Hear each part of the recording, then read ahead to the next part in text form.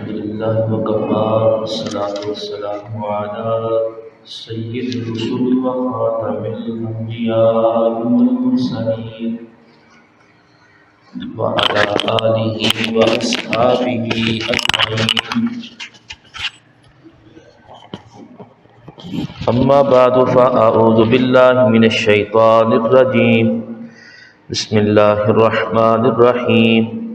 من يطع الرسول فقد اطاع الله ومن تولى فما ارسلناك عليهم حفيظا. صدق الله العظيم. رب اشرح لي صدري ويسر لي امري واحلل عقدة من لساني يفقهوا قولي. رب زدني علما رب زدني علما رب زدني علما. سبحانك لا علم لنا اللهم لا علم لنا سبحانك لا علم لنا إلا ما علمتنا إنك أنت العليم الحكيم.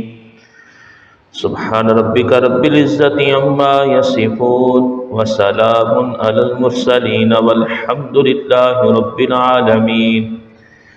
اللهم صل على محمد وعلى آل محمد كما صليت على إبراهيم وعلى آل إبراهيم إنك حميد مجيد. اللهم بارك على محمد وعلى آل محمد كما باركت على إبراهيم وعلى آل إبراهيم انک حمید مجید. انتہائی واجب الاحترام معزز سامعین گرامی، آپ کے سامنے 5واں پارہ سورۃ النساء کی ایک آیت تلاوت کی ہے. اللہ رب العزت کی بارگاہ میں دعا، التجا اور درخواست ہے کہ اللہ تعالیٰ مجھ جیسے گناہگار کو اس آیت کا صحیح مفہوم بیان کرنے کی توفیق عطا فرمائے، اور بیان کے بعد اللہ کریم مجھے آپ کو بلکہ سارے مسلمانوں کو صحیح معنوں میں اسلام کو سمجھ کر اس پر عمل کرنے کی توفیق عطا فرمائے. گزشتہ جمعۃ المبارک کو ہماری گفتگو اس نقطے پہ ہوئی تھی کہ اللہ تعالیٰ کی محبت کو حاصل اگر کوئی انسان کرنا چاہتا ہے تو اس کے بارے میں قرآن نے صاف لفظوں میں کہا ہے کہ جو رب کی محبت کے طلبگار ہیں ان کو پیارے پیغمبر صلی اللہ علیہ وسلم کی صدقے دل سے اتباع اور اطاعت کرنا پڑے گی. تو یہ ہو گیا محبت خدا کا معیار. اب محبت مصطفیٰ کیسی ہونی چاہیے؟ تو آپ نے فرمایا من احبنی فقد اطاعنی. جو مجھ سے محبت کرنا چاہتا ہے، جو میری محبت کے اندر ڈوبنا چاہتا ہے، فقد اطاعنی، اسے میری اطاعت کرنا پڑے گی. تو دونوں چیزوں کا معیار ایک ہی ہے، چاہے وہ محبت خدا ہو یا چاہے محبت مصطفیٰ ہو. آپ صلی اللہ علیہ وسلم کی اطاعت اور پیروی ان دونوں چیزوں کا معیار ہے. اس کی وجہ یہ ہے کہ اللہ سبحانہ و تعالیٰ نے محبت کے جتنے بھی اسباب ہیں یا کسی کی اطاعت اور فرما برداری کے جتنی بھی خوبیاں یا جتنے بھی اوصاف ہیں وہ سارے کے سارے یکجا کر کے اللہ نے ہمارے پیارے پیغمبر صلی اللہ علیہ وسلم کے اندر جمع کر دیے، رکھ دیے آپ کی ذات کے اندر. اور ہر لحاظ سے اللہ تعالیٰ نے میرے پیغمبر علیہ السلام کو بے مثل بنایا ہے کہ جن کی کوئی مثال ہی نہیں ہے. پیغمبر کی ذات، پیغمبر کی صفات، پیغمبر کے اوصاف، پیغمبر کا حسن، پیغمبر کا جمال، پیغمبر کا کمال، پیغمبر کی صورت، پیغمبر کی سیرت، پیغمبر کا کردار، پیغمبر کا اخلاق، پیغمبر کی گفتار، ہر لحاظ سے اگر آپ دیکھیں گے تو پیغمبر کی کوئی سمجھے ان کا کوئی ثانی نہیں ہے. یا دوسرے الفاظ کے اندر سمجھ نہیں، بلکہ ہمارا یقین ہے اس بات کے اوپر کہ جس طرح خدا اپنی خدائی میں وحدہ لا شریک ہے، اس کا کوئی شریک نہیں، اسی طرح پیارے پیغمبر صلی اللہ علیہ وسلم کی ذات اقدس یعنی مصطفیٰ اپنی مصطفائی میں لا شریک ہیں، ان کا بھی کوئی شریک نہیں ہے. خدا عیبوں سے پاک اور اللہ کے پیغمبر بھی کیا ہیں؟ عیبوں سے پاک۔ تو اللہ تعالیٰ نے وہ سارے اوصاف، سارے کمالات میرے پیغمبر علیہ الصلوۃ والسلام کے اندر رکھ دیے، جن کی وجہ سے آپ سے محبت کی جائے، جن کی وجہ سے آپ سے عقیدت کی جائے، جن کی وجہ سے آپ کے اوپر سب کچھ قربان کر دیا جائے۔ تو اللہ نے وہ سارے اسباب اللہ کے پیغمبر صلی اللہ علیہ وسلم کے اندر رکھ دیے، یکجا کر دیے۔ آپ کا کوئی ثانی نہیں اس بات کے اندر، نہ آپ کی صورت میں کوئی آپ کا ثانی ہے، نہ آپ کی سیرت میں کوئی آپ کا ثانی ہے، نہ آپ کے جانثاروں جیسا کوئی آپ کا کوئی ثانی ہے۔ اللہ نے ہر چیز اعلیٰ سے عرفہ میرے پیغمبر کو عطا کی۔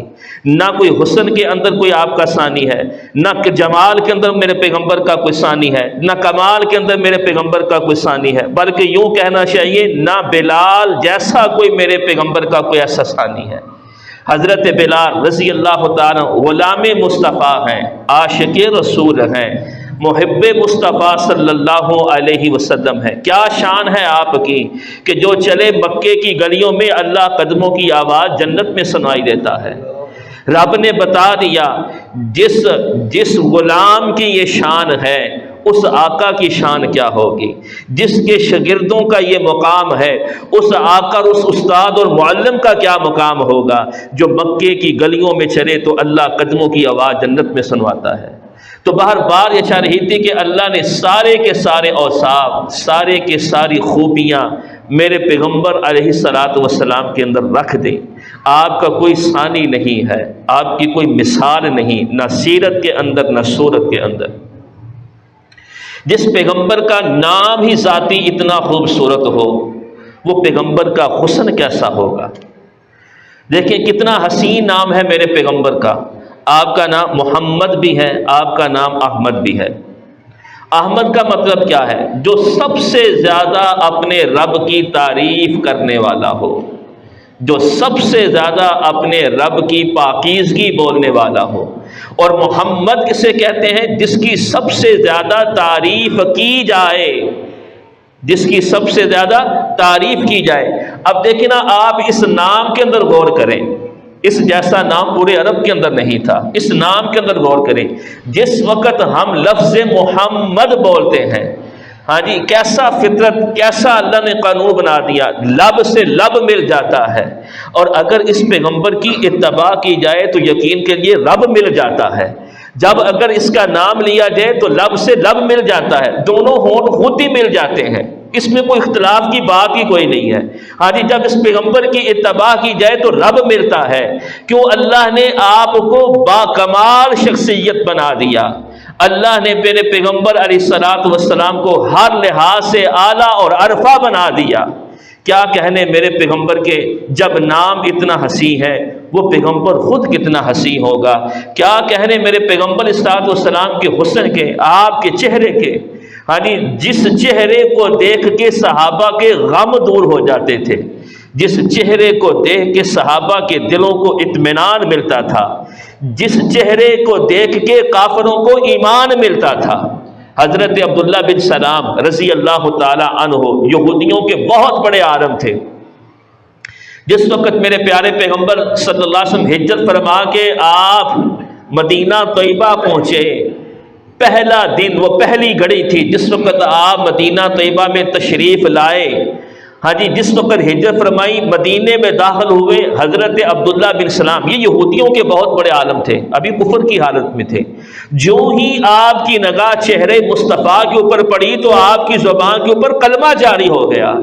اور کسی نے کہا کیا ہوا، کوئی دلیل، کوئی دیکھ تو لے ان کے اوصاف، ان کے اخلاق، ان کے بارے میں کہا قسم با خدا میری پہلی نظر نے یہ فیصلہ کر دیا چہرہ کسی جھوٹے کا نہیں ہو سکتا، یہ چہرہ اتنا حسین ہے یہ سچے کا ہو سکتا ہے، اس کے اندر کوئی عیب نہیں ہو سکتا، یہ غلط بیانی نہیں کرے گا، یہ جھوٹا نبوت کا دعویٰ نہیں کرے گا، اس کے چہرے سے عیاں ہے۔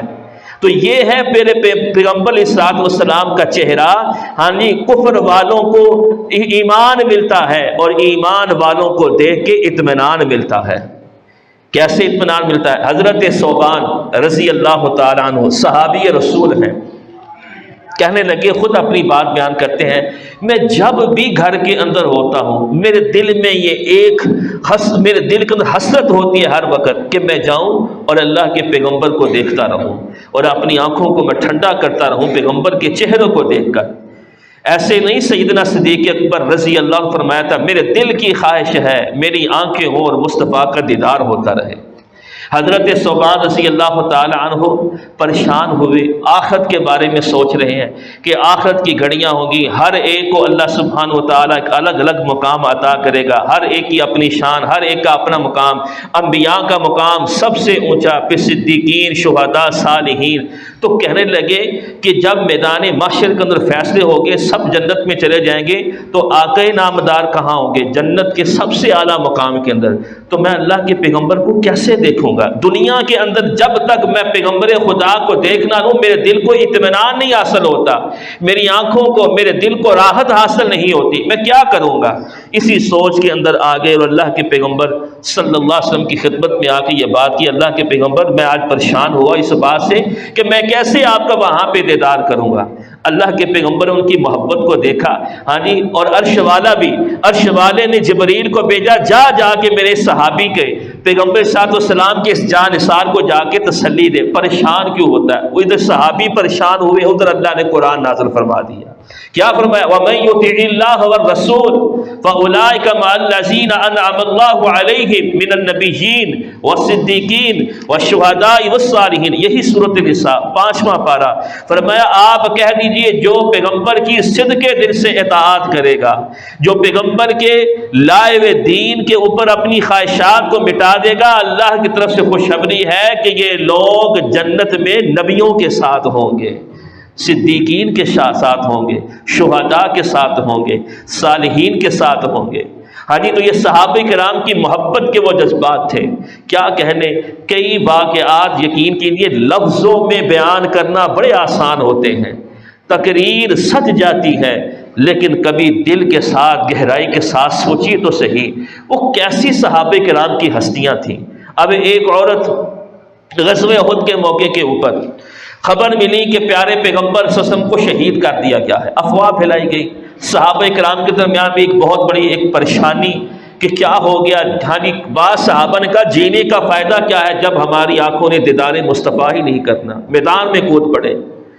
وہاں پہ جس وقت یہ اطلاع ملی تو ایک عورت وہاں سے چلتی ہوئی آ رہی ہے تیز قدموں کے ساتھ، اور کہنے لگی غزوہ احد کے اختتام کے اوپر مجھے یہ بتاؤ میرے پیارے پیغمبر صلی اللہ علیہ وسلم کے بارے میں جو خبر ملی ہے، میرے پیغمبر خیریت سے ہیں؟